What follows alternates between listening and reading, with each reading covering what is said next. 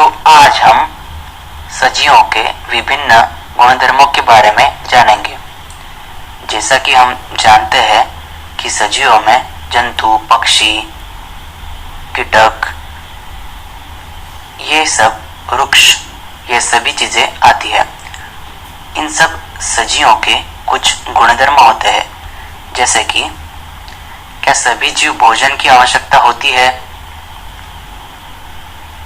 भोजन सजीवों की उनकी वृद्धि के लिए आवश्यक होता है, वो उन्हें ऊर्जा प्रदान करता है। सब सजीवों को भोजन की आवश्यकता होती है। अब क्या सभी जीवों में वृद्धि परिलक्षित होती है? आप सोचिए कि 4 वर्ष पुराना कुर्ता आपको अभी भी ठीक आता है। ऐसा क्यों होता है? क्योंकि कुर्ता सजीव नहीं है, इसमें वृद्धि नहीं होती। तथापि अगर हम हमारे शरीर को देखते हैं तो ये बढ़ता ही जाता है।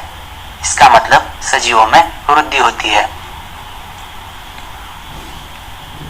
अब सोचिए कि क्या सभी सजीव श्वसन करते हैं?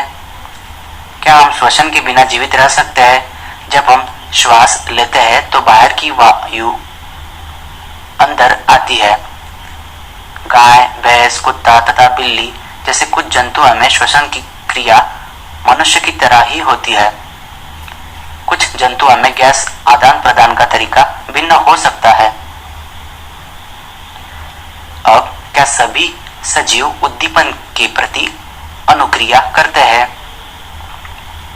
इसका मतलब जब आप अपने प्रिय व्यंजन को देखते हैं अथवा उसके विषय में सोचते हैं तो क्या अनुभव होता है? आप अंधेरे के स्थान से अचानक धूप में आते हैं तो क्या होता है?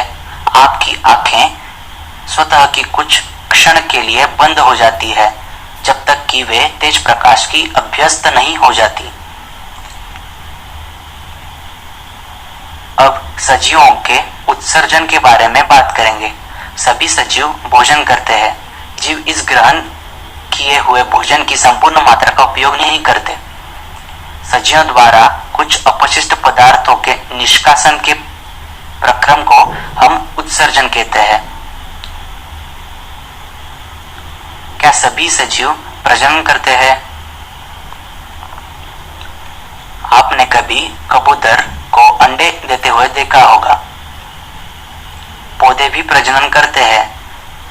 सभी जीवों में प्रजनन का तरीका अलग अलग होता है। क्या सभी सजीव गति करते हैं? अगर हम पौधों के बारे में सोचें तो एक पौधा एक जगह से दूसरी जगह नहीं जा सकता।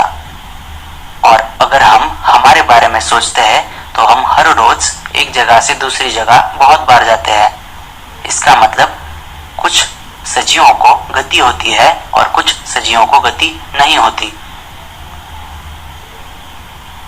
तो इस वार्तालाप में हमने सजीवों के विभिन्न गुणधर्म जैसे कि उत्सर्जन, वृद्धि, प्रजनन, श्वसन, उद्दीपन, इनके बारे में जाना।